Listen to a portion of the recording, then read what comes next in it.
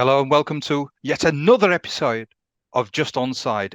And as you can see, there's only two boxes again, which means our dear friend Baj is gone AWOL again. So not to worry, not to worry. We've still got a dependable OS here. So the show must go on. So we'll carry on. Couple of topics today. There's an interesting topic that's developed over the maybe last few months. David De Gea. He's been allowed to run out his contract, which is unusual because you'd expect a 32-year-old keeper who still has plenty of good years in him to have been offered at least a contract. Or maybe, I suppose, if he's offered a contract, if they wanted to sell him, at least there's a fee. So now he's a free agent. So United certainly are not going to get anything from David De Gea. So it's an interesting one, OS. So first, let me ask, how are you, sir? I'm very well, thank you. It's what is it? Wednesday evening. It's Wednesday evening, yes. Yeah, it is. So yeah, no, it's been good. Been a little under the weather this morning. Woke up with a little fever, but no. Looking forward to the show. And like you said, a couple of nice, interesting topics based on current events. So let's get going. In terms of the Wednesday, you've obviously told our viewers what day we're recording this on. And some of our subscribers did say to me when we mentioned when we recorded the last one why it was out so late. A few technical issues, but hopefully this one will be out quite soon after recording. So hopefully tomorrow, probably the day after. Okay. Right then, OS, on David De Gea. An interesting one, that. So what's your thoughts on that? The David De Gea episode with Manchester United is definitely an interesting one. And I'm not going to focus so much on the merits of whether David De Gea should continue to be the Manchester United goalkeeper number one. I guess that's up to Eric Ten Hag and the powers that be at Manchester United. What I am going to focus on is the way in which this episode, if I can call it that, has dragged on. And now you are left with the situation where, as of today, 5th of July, David De Gea is currently a free agent after having spent 12 years at Manchester United. He's a free agent, and there's been no real fanfare in terms of any kind of special tribute or announcement or anything that you might expect for a player of his ilk. Obviously, he's won multiple trophies, which I'll go into. But yeah, how has this come about, and what does it tell you in terms of the kind of happenings at Old Trafford and Manchester United? Now, David De Gea, we all know in terms of his pedigree, he joined Manchester United 12 years ago for 18.9 million from Atletico Madrid. So he was 20 years of age, I believe. And he's joined. And since then, he's obviously had quite the illustrious career at Manchester United. He's played over 545 times for them. He's won a Premier League, an FA Cup, a couple of Carabao Cups or League Cups, won a couple of Europa Leagues, one with Manchester United, yes, one with Atletico Madrid, but just to kind of define in terms of his pedigree. And obviously, he's won the Golden Glove twice. So in terms of the most number of clean sheets, one of those being this previous season. You'll remember the famous photograph that he took at Old Trafford with the rest of his teammates, and let's just say Roy Keane had something to say about that. But he's doesn't he always? Doesn't he always? Absolutely. But he's won a couple of Golden Gloves. He's been voted in the PFA Team of the Year 5 times, and 4 times he's been voted Manchester United Player of the Year. So it's just to give a little bit of context. I mean, we all know about his abilities, and yes, he's in recent times, or even in recent years, he's had some challenging moments, as many goalkeepers do. Earlier this season, if you remember, famously away at Brentford, some challenging moments, letting a shot squirm under his body. You had the shot that he let through his body again at Said Benrahma against West Ham away from home. And so yeah, there's been some challenging times, and even recently, if you remember the FA Cup final with Gundogan's second goal.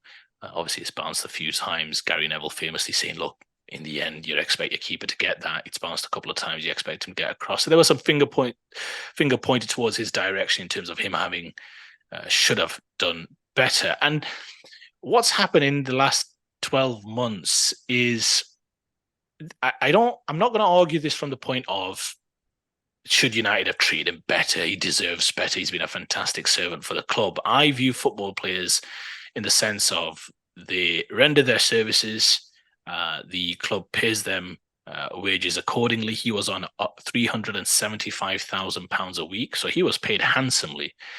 But what I think it does is when you've been there for an extended period of time, over 10 years, what you'd expect is some sort of, you'd want your club to operate in a certain level of class, a little bit of dignity. That's what I would expect. And what they've done in recent times with David De Gea is, and if reports are to be believed, there was a contract that was extended to him, one that would have had a significant pay cut from his current £375,000 a week wage packet. And that was, according to reports, signed by David De Gea. And thereafterwards, Manchester United pulled that contract and then tabled a further lower contract offer. Now, that's what the reports say, and I'm happy to be proven otherwise if there's evidence to suggest to the contrary. But that's, again, symptomatic of a club that you would say it's a little unbecoming for a club that presents itself as one of the premier football clubs in world football. Now, Manchester United, for many years, if you really are following football in its detail, they've had this issue following them around where it feels a lot of their planning, whether it's contracts, whether it's recruitment, whatever it may be, that it all seems at times a little bit haphazard and instinctive as opposed to, let's say, methodical and meticulous planning.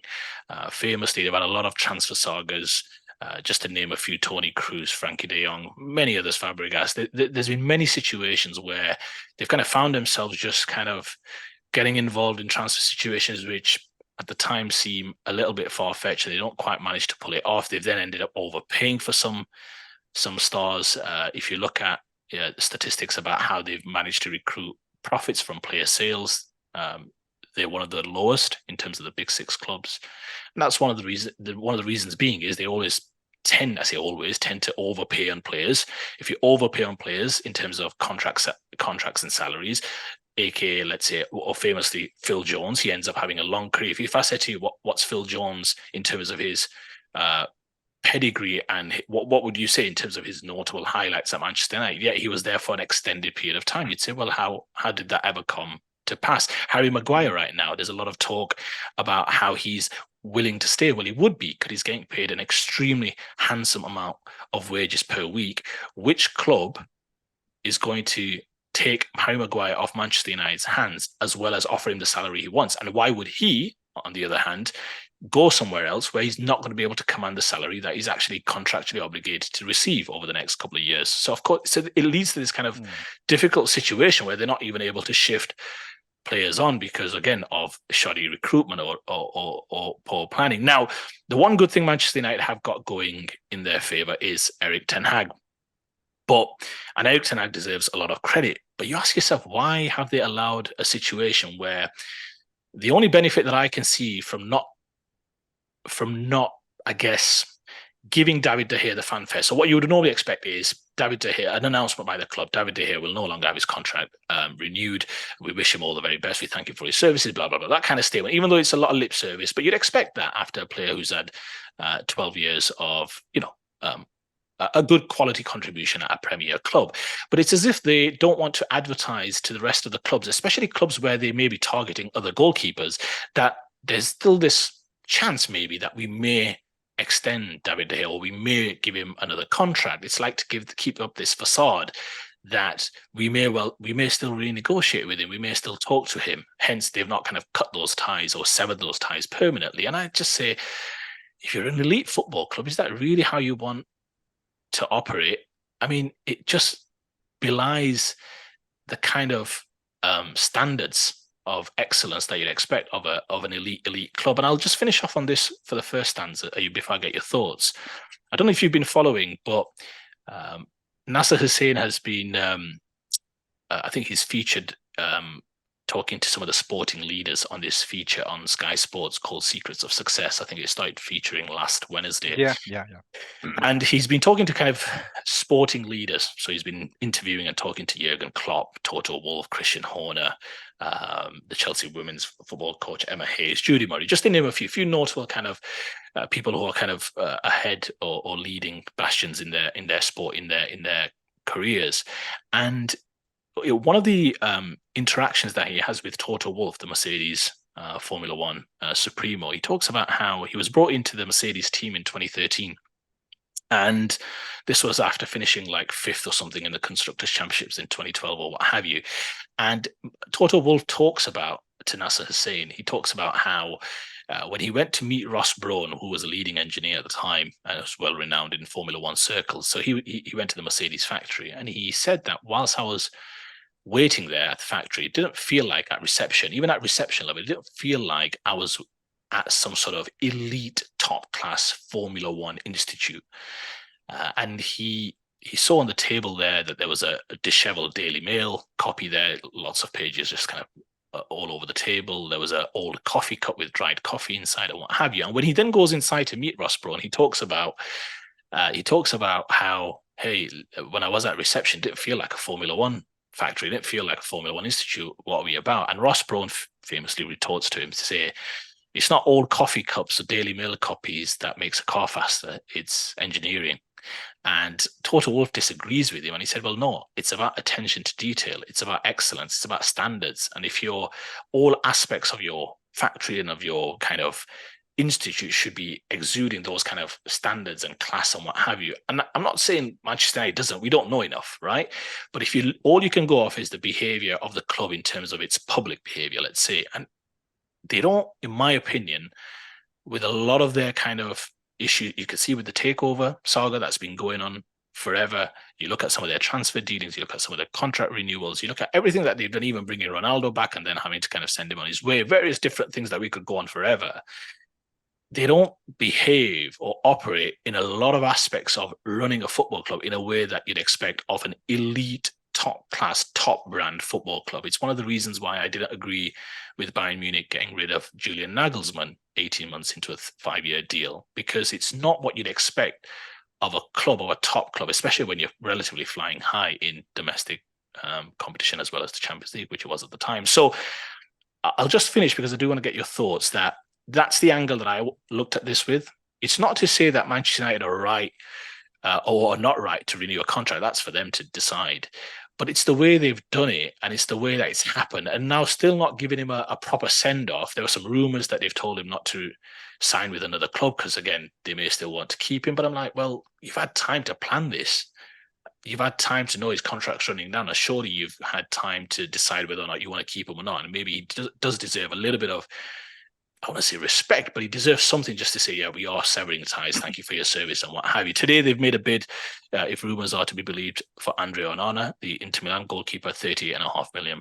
He's the goalkeeper they've linked with. There's some other rumours about David Raya, maybe at Brentford, and a few other goalkeepers as well. But that's the angle that I wanted to approach this with, where I think it's symptomatic of some of the goings on at Manchester United, that there are times when there's a lot that's left to be desired in terms of their overall kind of public behavior when it comes to recruitment and player personnel. So that's my two penneth worth. My word, that was a lengthy opening gambit, but some excellent points there. I think you've touched upon some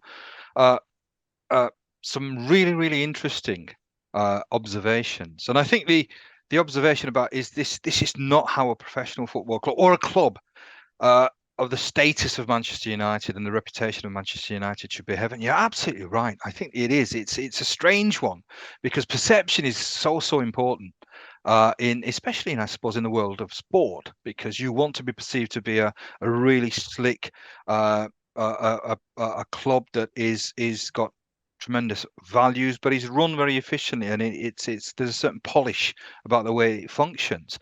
You're right. Recently, I mean, the saga with this takeover. Now, takeovers, perhaps, especially with clubs of this magnitude, are always perhaps complicated, especially if there's 2 or 3 parties involved in purchases.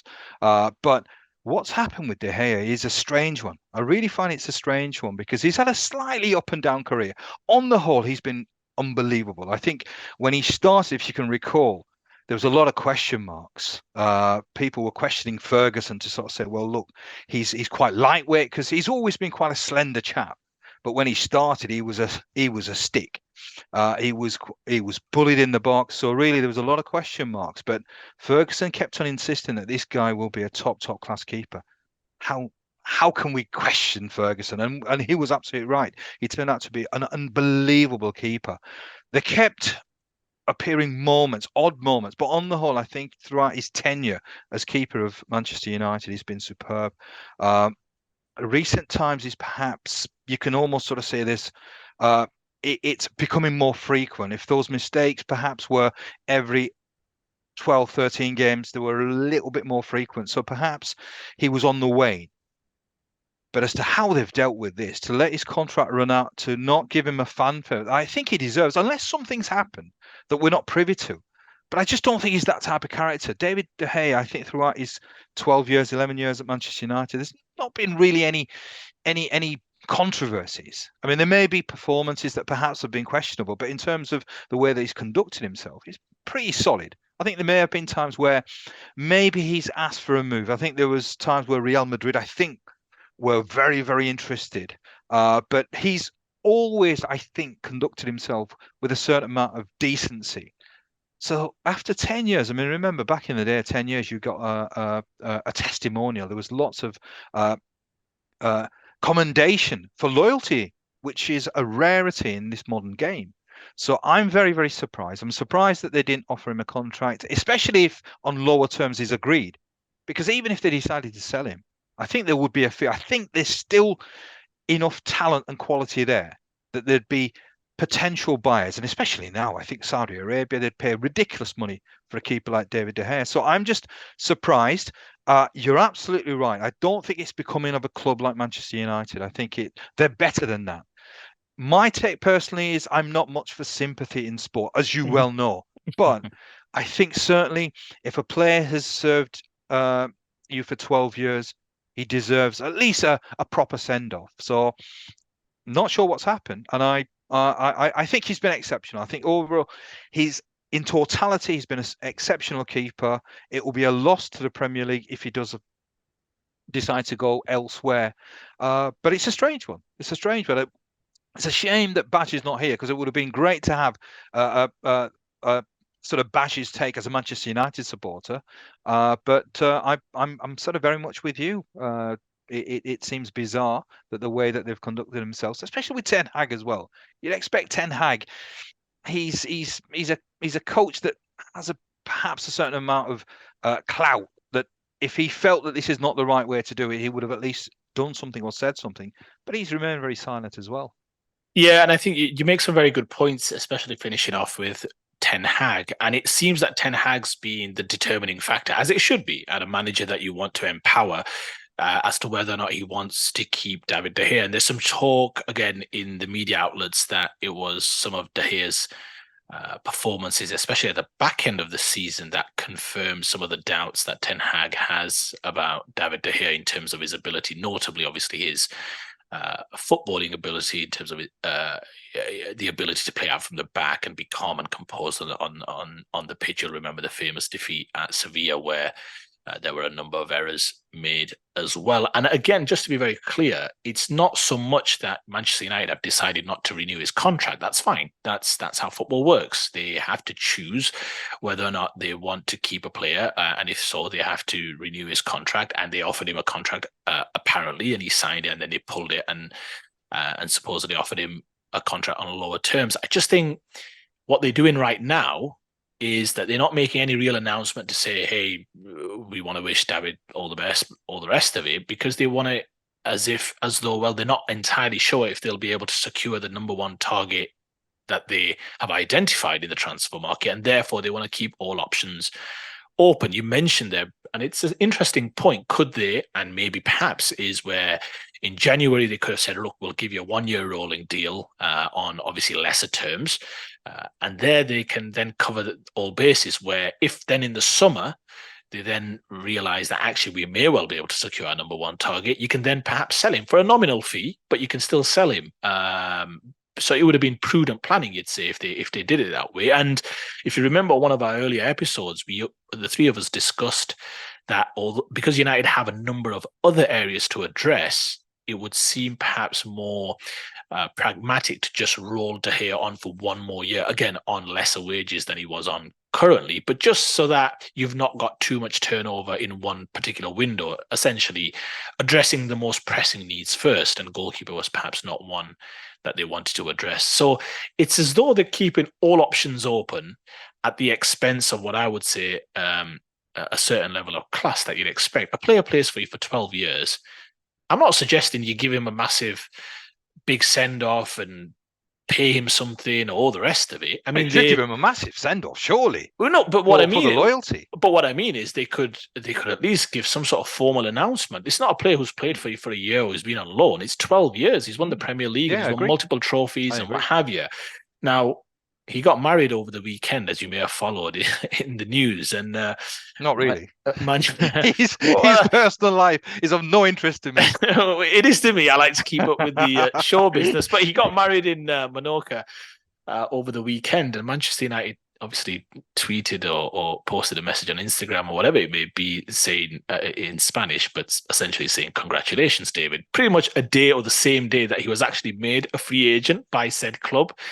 And it's kind of glaring in its absence, the lack of, I want to say appreciation, because again, I don't want to go down that road. He was well paid for his services at Manchester United Football Club, but it's as though they're trying to fool the world to say, oh, we may still renew with David De Gea. Hence, we don't want to be held to ransom with some of these other goalkeepers that we're targeting. And I just think, is that really worth the hassle in terms of just, I'm not saying pay whatever you should pay. I'm just saying give the man, a good send-off, send him on his way, sever ties in the most respectful way possible, and then you move on. But it's as though they know that none of the goalkeepers they have currently on their books are worthy of being number one, which means that selling clubs will hold them to ransom, which, to be fair, I could appreciate and understand. But again, it's not becoming, and I think they've handled it quite poorly, to be fair. What I would say is, though, I think because Ten Hag's got some equity or cachet, given his early success at Manchester United, it's one that Manchester United fans, I would imagine, will forgive to some extent. It goes back to the perception, because if we're talking about it in this manner, it obviously means that there's not much clarity from Old Trafford. And the one thing I've always been critical of is that I think there has to be some sort of respect for the fans. And I think there has to be some sort of transparency, or at least some sort of openness to the fans. So I think fans are the lifeblood. At least they say it's the lifeblood. Whether they actually are or not, who knows? Because obviously some clubs treat the fans in terms of action with contempt. And this, I won't quite say it's contempt, but to not make any announcements, to leave fans in the dark as to exactly what's happening with De Gea, I think it's quite disrespectful to the fans of Manchester United. But it's what the club has decided. I mean, this is the modern world of football. I've for a long time believed that fans believe that they're important, but I don't think they're as important as what we imagine that fans should be. Yeah. But it's an interesting one. I'm quite intrigued to find out what pans out in the next few weeks. It's interesting that if United do decide to sort of ask De Gea, would you like to come back, what his answers will be. I don't know whether the middle finger would be appropriate, because there is some talk that there may need to be some repair done to that relationship, but nothing that maybe 300k a week won't resolve. Yeah, that's it. It's always been a nice cushion to soften blows. Correct. Right. So thanks for your contribution on that. It's interesting. As I said, it's an interesting topic. But we move on now. There was an interesting comment made by Pochettino, which, in fact, what I'm going to do is I'm going to allow you to read the comment, because it's Pochettino and his comment about, I think, Chelsea being the best club in the Premier League for the last 15 years, 10 years, something like that. What was the exact words that the Poch used, Ois? Well, I've listened to the interview twice. It was a 15-minute segment, an interview that Pochettino did with Chelsea TV. I believe that's what they call, but the respective TV channel for Chelsea Football Club, and a 15-minute sit-down interview with obviously one of their people. And he mentioned in one of his opening segments that Chelsea have been the most successful team in England over the last 10, 12, 15 years. And I say it like that because that's pretty much what he said verbatim in terms of reeling off those three specific numbers. So that's what he said. You're not going to get him for that, are you? He's probably just, I suppose, in conversation just gone through, but 15 years. Go on, let's make it 15 years. So look, he's what I will do is Mauricio Pochettino. It's his second language. So I will always be fair, and I'll cut him some slack. It's a second language, maybe even his third. But the point is, it's not always easy to get your message across in the most clear and unequivocal way. So I will cut him some slack. But it's obviously it's a comment that you've obviously got to think about before you put it across. You don't just simply just reel it off because, again, it's an important mention. So let's just look at the facts. Now, they do say that the devil makes work for idle hands, and obviously he's been on the sidelines for a little bit of time. But I didn't know that he'd taken up smoking, because he's clearly he's clearly smoking something. But the devil is in the detail also. So give me the facts.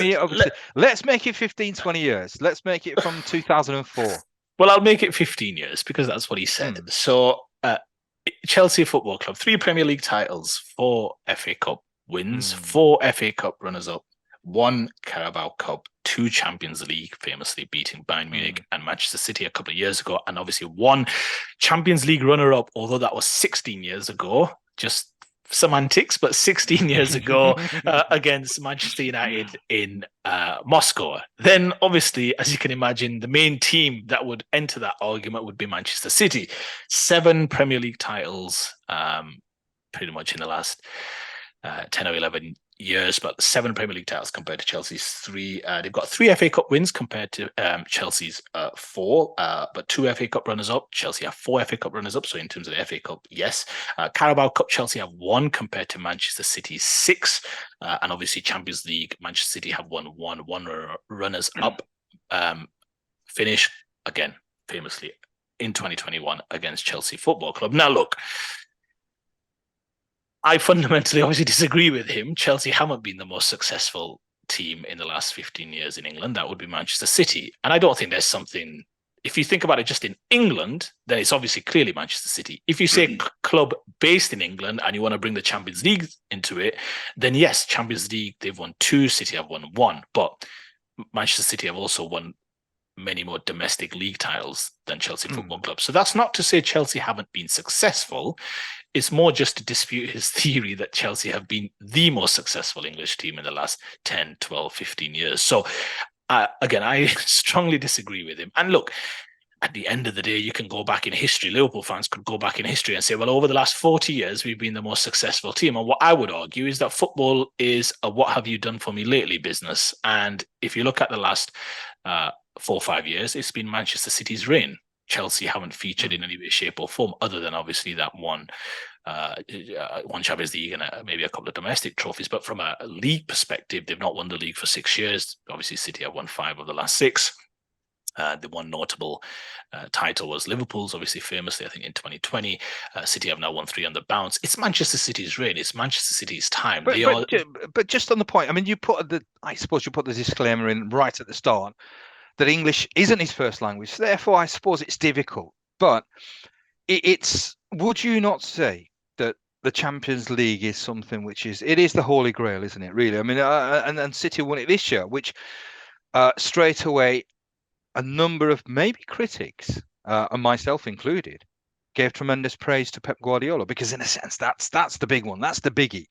So Chelsea have won twice the Champions League, a runner-up as well. So he's perfectly within his right. I think what you don't want to do, or certainly I wouldn't want people to take away from what he said, is to maybe dismiss it completely, because Chelsea have been outstanding.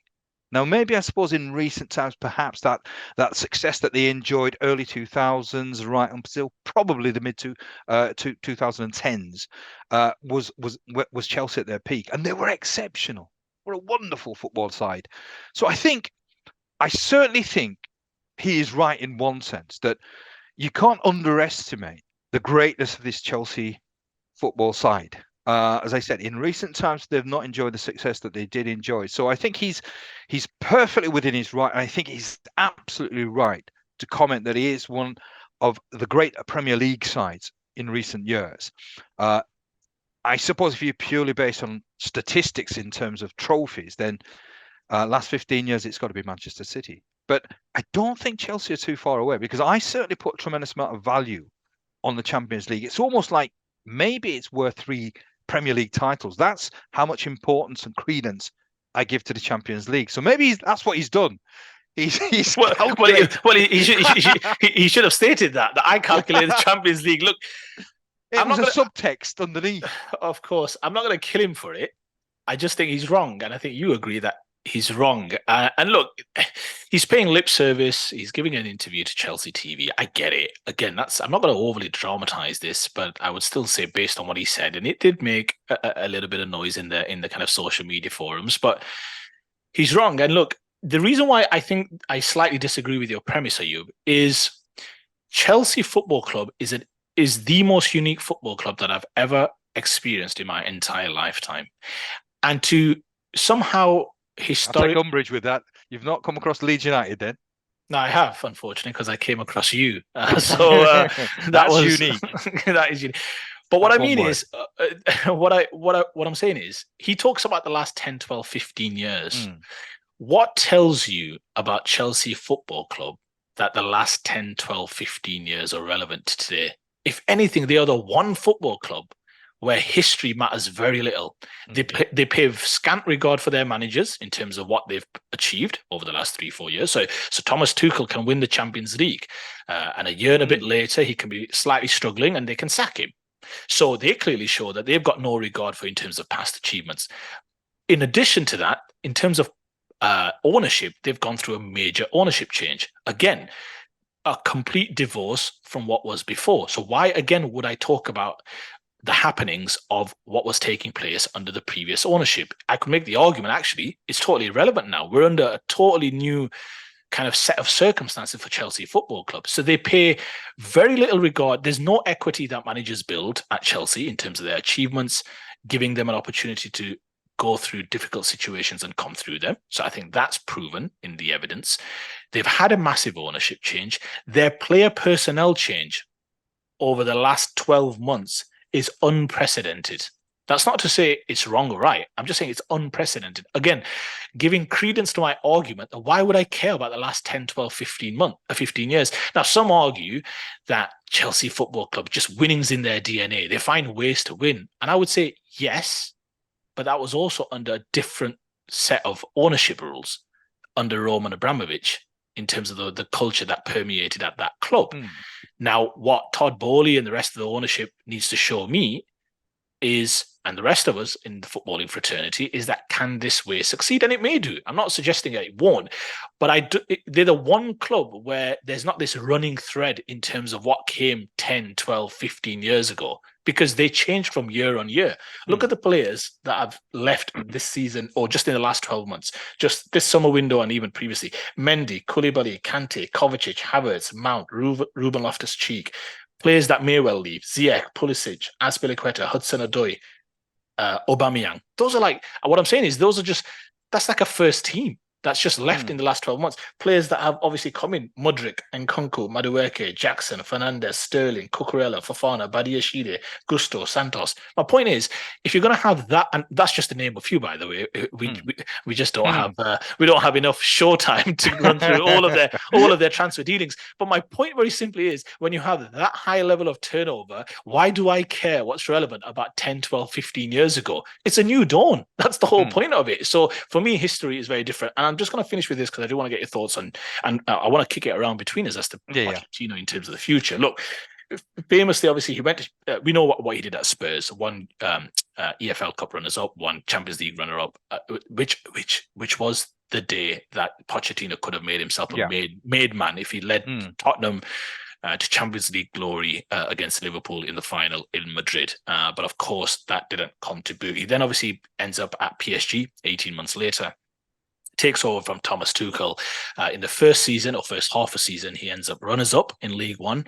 I won't hold that too much against him, but League One in runners-up just half a season. He won the domestic cup, but in the Champions League, they lost, I believe, to Manchester City in the semi-finals.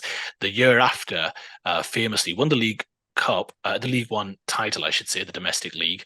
But if you remember in the 2022 Champions League, last 16 against Real Madrid, up 2-0 on aggregate at half-time in the second leg, famously Karim Benzema with a hat-trick at home in the second half to dump PSG out of the Champions League in the last 16. And that pretty much was all she wrote in terms of Pochettino's tenure at PSG. He's then he extended his contract obviously to June 2023. Again, a point that we were discussing earlier today, but he sat the year out, because that's what severance pay means. You sit the year out, and then he's become Chelsea Football Club manager, obviously this summer going into this season. Like, look, Pochettino comes across well. He speaks well. We know that he's got things to prove, but I think his tenure at Spurs overall can be seen as a success. But I think he's got a challenging time ahead. However, I think also the new squad has some real excitement and potential if he can get them gelling. But I do want to kick that around a little bit in my second go. What's your thoughts? Just firstly, the comments, because I do want to get your opinion nailed down, whether he was right or wrong, but just generally in terms of whether or not it's even relevant, to be honest. Yes, first, I suppose you've got to put it into context. It's an interview on Chelsea TV, so therefore there has to be some sort of bias and some sort of, I suppose, he's got to make it that Chelsea is obviously a club that is successful, but he's almost made a rod for his own back because he's commented about success.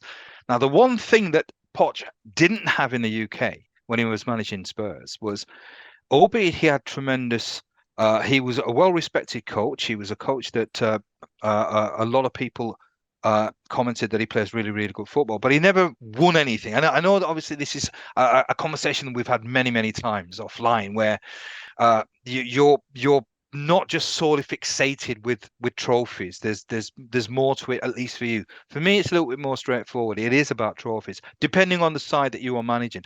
I think a side like Spurs, the expectation should be, at least in a period of 5 years, that you win at least 2 or 3 cups or 2 or 3 trophies, at least.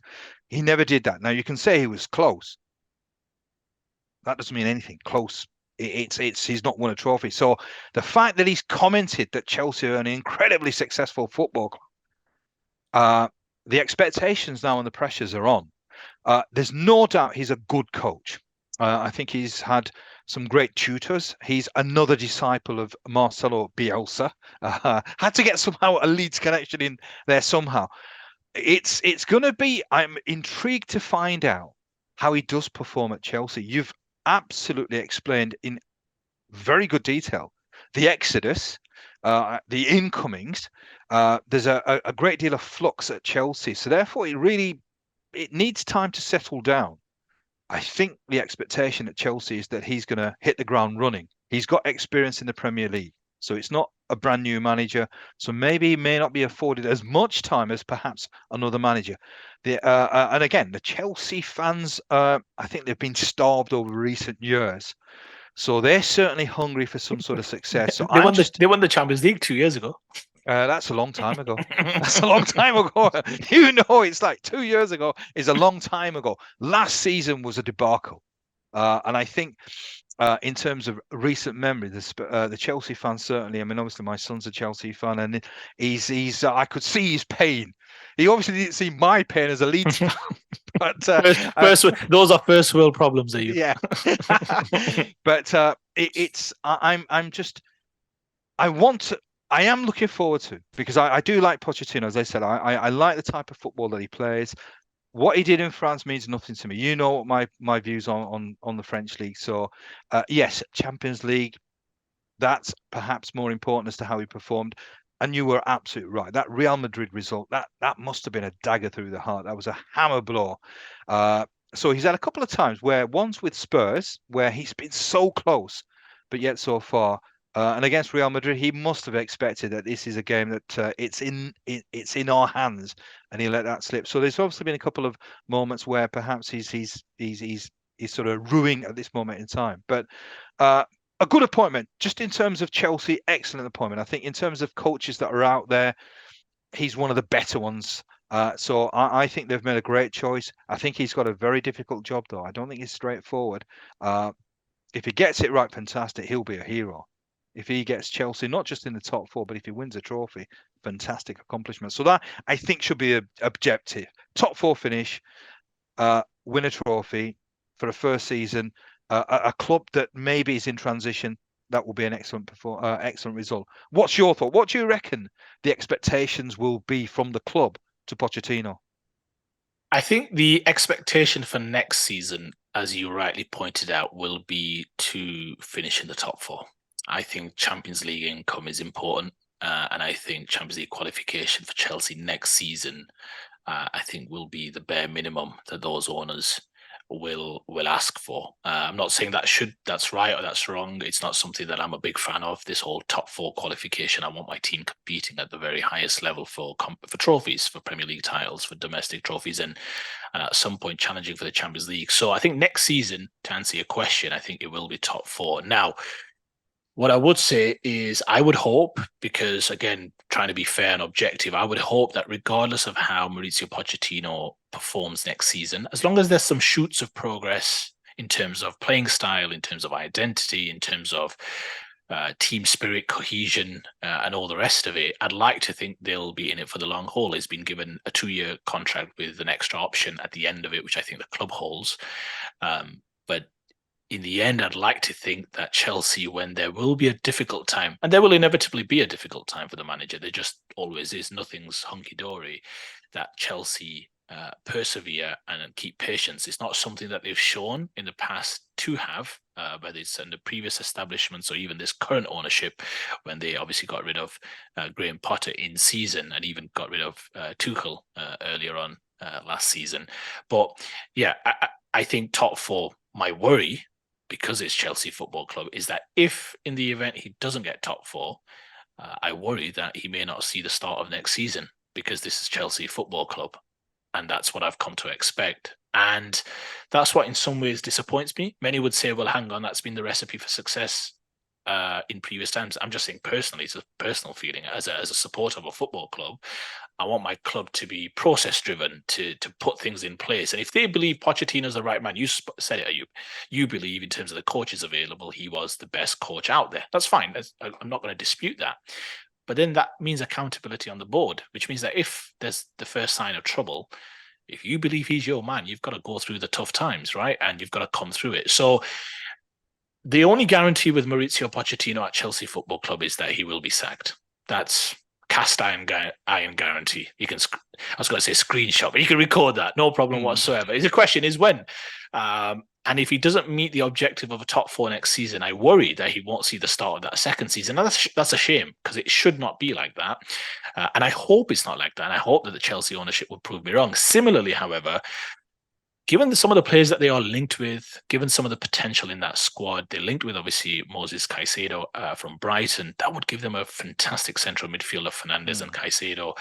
They obviously invested in a few other areas, Nkunku, Jackson. There's still some murmurings about Harry Kane, although I don't quite see that. Now, if Harry Kane was to see out the remaining year of his Tottenham contract, could that be an option next summer? Who knows? We don't know, but that's probably a long way off. But I think there's a lot of good potential. I expect big things from Mudryk next season and a few others as well. I think if things start to take shape, the worry I have, and it's a point that I've shared with others as well, is that when there's this amount of transition and turnover of players, the Premier League is such an unforgiving league. And when you go to difficult grounds and you're going through a difficult time, what you need is players taking complete ownership of performance and of results and finding something when it gets difficult. And the Premier League is difficult. That's the whole point. And I think at that time, if you've got chemistry and inbuilt kind of team spirit, because you've been there, you've done it together, you're brothers in arms and all the rest of it, it's easier to come through those difficult times. Whereas if everyone's new to one another, which will be the case, there's always that case of, well, I'll just focus on doing my job, and I'll just focus on doing my job. And sometimes that's great. That's a recipe for success as well. But you sometimes need that little bit more, that team spirit, that togetherness, that kind of chemistry, that cohesion that you've built over time. And I just worry in terms of away grounds, in certain sticky situations, you're 1-0 down, you're 75th minute at Brentford or whatever it may be. You need to turn that around to try and get a point. I just wonder how quickly will you be able to build a style and a mentality to try and get Chelsea being cohesive Like I said, physically and psychologically, going in games, home games, away games, home games, away games. What's the mentality like if they lose 2 on the bounce? Who's the leader? They're going to have to choose a new captain anyway. Aspilicueta's leaving. There's some talk of Thiago Silva, but he's pushing on in years. Reece James is never available. He's always injured or injured a lot of the time. So there's a lot of change in terms of the overall structure of the playing team and the club. And you've got a new manager. My worry is that the first sign of a wobble, things might not disintegrate, but you'll start to hear the murmurings because that's Chelsea Football Club for you. But look, we wish him well. He's a top class coach. And I think his Spurs reign, I reiterate, should be looked upon, in my opinion. If it's not looked upon as a success, it shouldn't be looked upon as a failure. I think that's what I would say. And I think he's done well. And I think now he gets that opportunity to go to a club that has won stuff in the last 10, 12, 15 years, as he says. And he gets to put his imprint on that football club. So let's see if he pulls it off. What are your thoughts? What are his expectations next year? And if he doesn't meet those expectations, do you see it the way I see it, perhaps? This is something that I always talk about. That there seems to be very little. I mean, we talk about it in business. There's always a KPI, so there is an expectation as to what your performance should be at year end. And I think this is what sometimes perhaps football clubs should be saying as well.